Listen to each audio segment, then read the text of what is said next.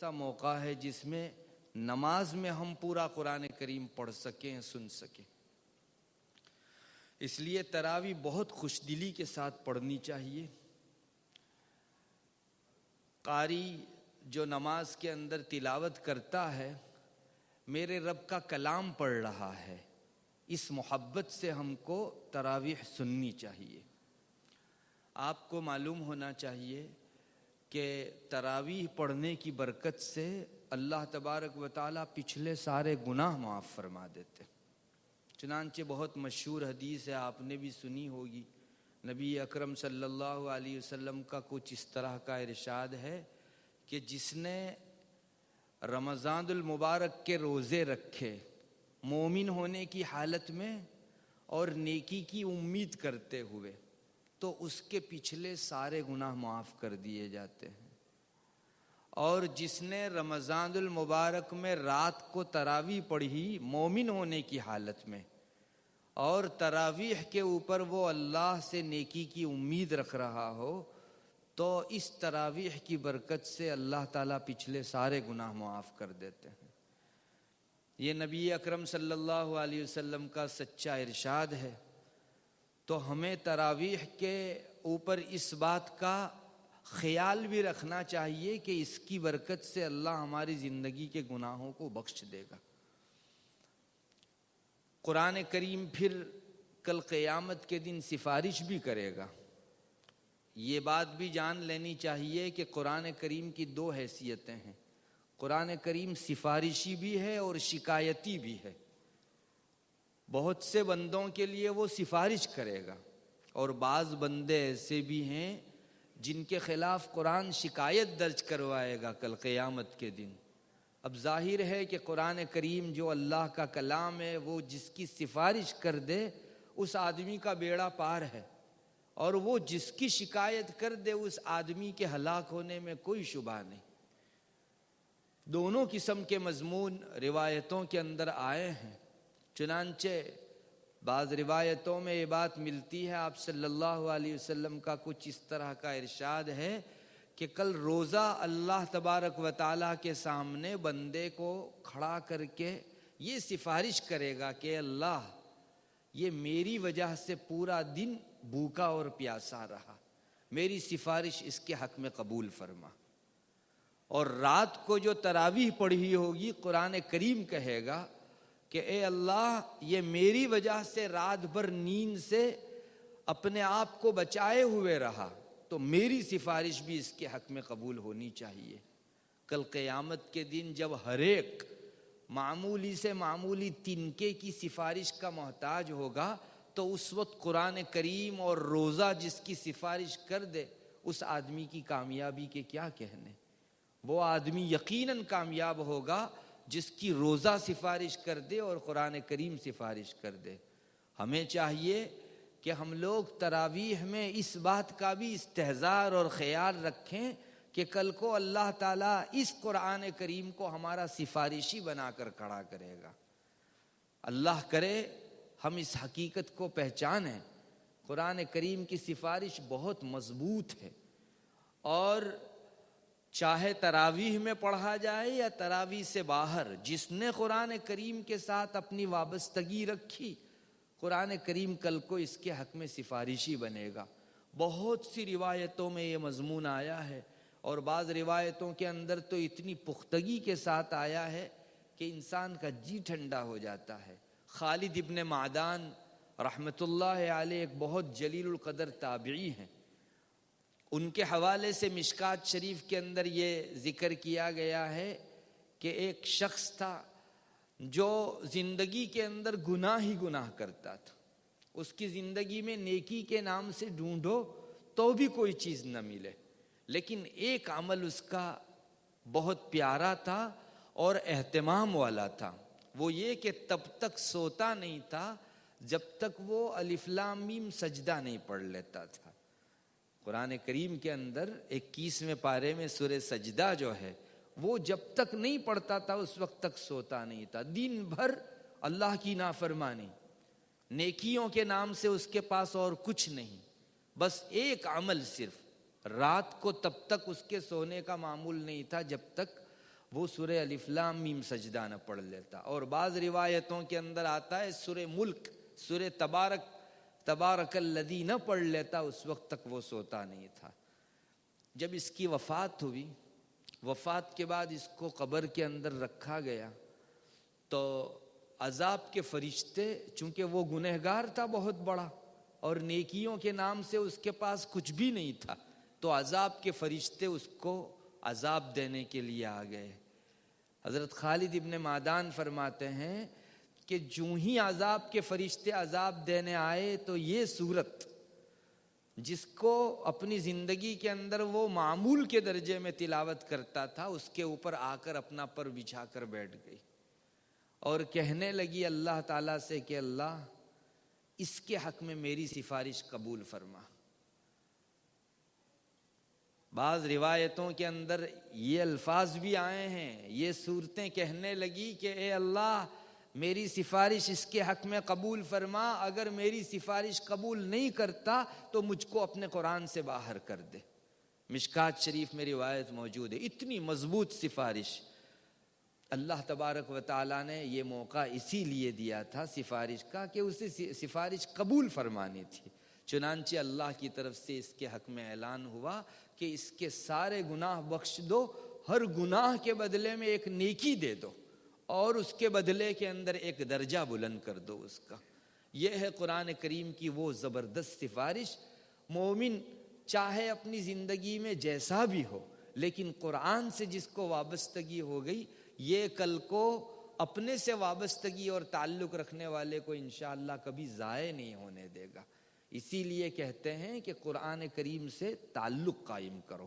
یہ رمضان المبارک ایک مہینہ ہے جو تربیت والا مہینہ ہے، جس کو انشاءاللہ رات کو عشاء کی نماز کے بعد تراویح میں قرآن کریم پڑھنے کے ساتھ تعلق ہو گیا، اس کے لیے پورا سال قرآن کی تلاوت آسان ہو جائے گی.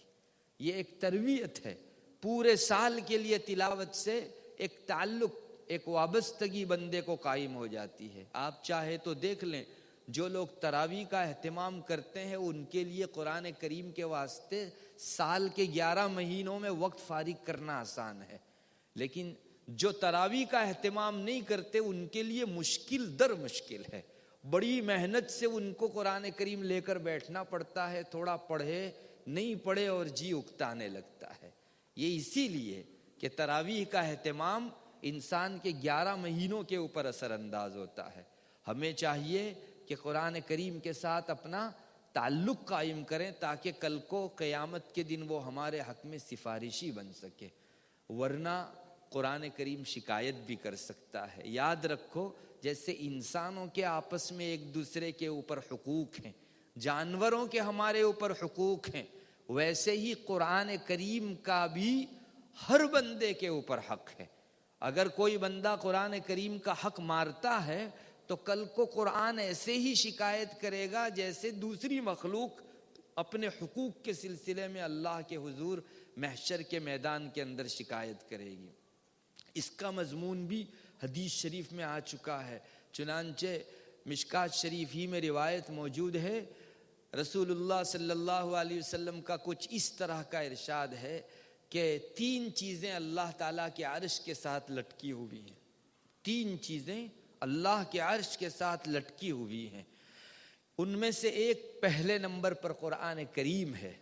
جو بندے کی شکایت کرے گا، القرآن یحاج، یہ الفاظ آئے ہیں، قرآن کریم بندے کی شکایت کرے گا.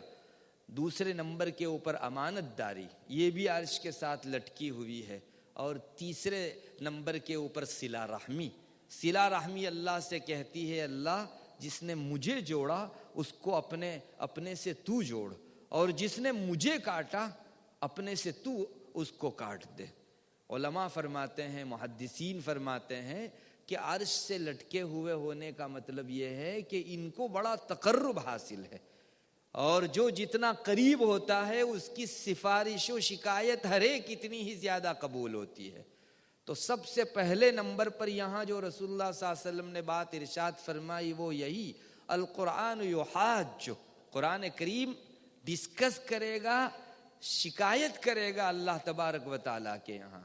دوسری روایتوں کے اندر جہاں قرآن کریم کی سفارش کا مضمون آیا ہے، اس جگہ جو ہے اس حدیث شریف کے اندر قرآن کریم کی شکایت والا مضمون بھی آیا ہے۔ اللہ ہماری حفاظت فرماوے، جب قرآن کی سفارش اتنی مضبوط ہوگی تو اس کی شکایت کیوں آخر رد کر دی جائے گی؟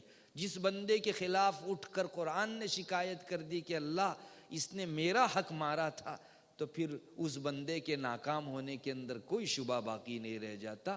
اس لیے قرآن کریم کے حقوق کی ادائیگی کا اہتمام چاہیے ہے۔ اس کی حقوق کی ادائیگی اور کیا ہے؟ اس کی مستقل تلاوت ہو، اس کے جو اخلاق اور اعمال ہیں ان سے ہم اپنی زندگیوں کو آباد کریں۔ اور قرآن کریم میں اللہ تعالیٰ نے جو مضمون ارشاد فرمائے ہیں، کوئی موقع نکال کر کسی صاحب علم کی نگرانی میں ہم لوگ ان مضامین کو پڑھیں۔ آج مومن کے پاس سب چیزوں کی فرصت ہے، لیکن اللہ تعالیٰ کے اتارے ہوئے اس پیغام میں کیا مضامین ہے اس کو جاننے کی فرصت نہیں ہے، اور فکر بھی نہیں ہے کہ چلو کم سے کم آج نہیں، کل نہیں، پرسوں ترسوں جب بھی فراغت ملے گی ہم قرآن کریم کے مضمون کو دیکھیں گے۔ اللہ کرے ہم قرآن کریم سے وابستگی رکھیں، بلکہ قرآن کے اندر تو یہاں تک آیا ہے کہ رسول جو اللہ کا برگزیدہ بندہ ہوتا ہے وہ اللہ کے قرآن کو لے کر شکایت کرے گا کہ اللہ میری قوم نے یہ قرآن چھوڑ دیا تھا۔ قرآن میں مستقل آیت آئی ہے اس بارے میں، خود قرآن بھی شکایت کرے گا اور رسول بھی شکایت کریں گے کہ میری قوم نے اس قرآن کو چھوڑ دیا تھا۔ وقال الرسول یا رب ان قوم اتخذوا هذا القرآن مہجورا۔ اللہ خاص رسول کو موقع دے گا کہ وہ شکایت کریں۔ اب ظاہر ہے کہ جس جماعت کی، جس گروہ کی شکایت رسول کر دے کہ اللہ میرے اوپر تیری اتاری ہوئی اس وحی کی انہوں نے ناقدری کی تھی اور ناشکری کی تھی، تو پھر اس کا بیڑا غرق ہونے کے اندر کسی قسم کا شبہ نہیں رہ جاتا۔ خلاصہ یہی ہے، ہم لوگ تراویح سے ایک پیغام لے کر جائیں۔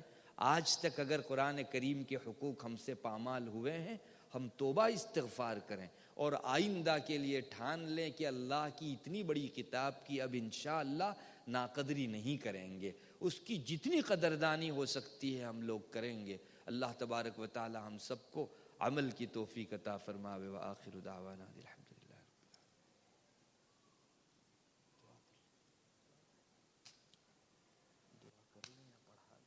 محمد النبی الأمی وعلى آلہ وسلم تسلیما۔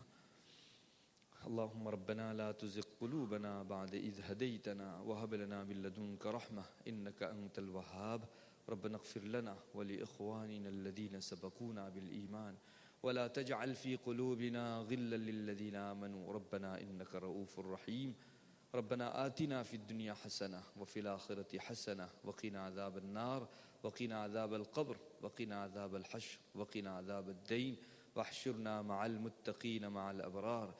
اللهم ربنا اغفر لنا ذنوبنا كلها دقها وجلها سرها وعلانيتها أولها وآخرها ظاهرها وباطنها۔ اللهم إنا نتوب إليك من المعاصي كلها لا نرجع إليها أبدا۔ اللهم مغفرتك أوسع من ذنوبنا ورحمتك أرجى عندنا من أعمالنا۔ ربنا اغفر لنا ذنوبنا وكفر عنا سيئاتنا وتوفنا مع الأبرار۔ ربنا وآتنا ما وعدتنا على رسلك ولا تخزنا يوم القيامة إنك لا تخلف الميعاد۔ اللهم آنس وحشتي في قبري، اللهم ارحمني بالقرآن العظيم واجعله لي إماما ونورا وهدى ورحمة۔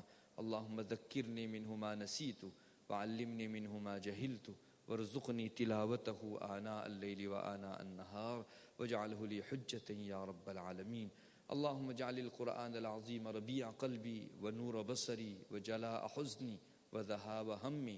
اللهم إني أسألك أن ترزقني القرآن العظيم وتخلطه بلحمي ودمي وسمعي وبصري وتستعمل به جسدي بحولك وقوتك فإنه لا حول ولا قوة إلا بك۔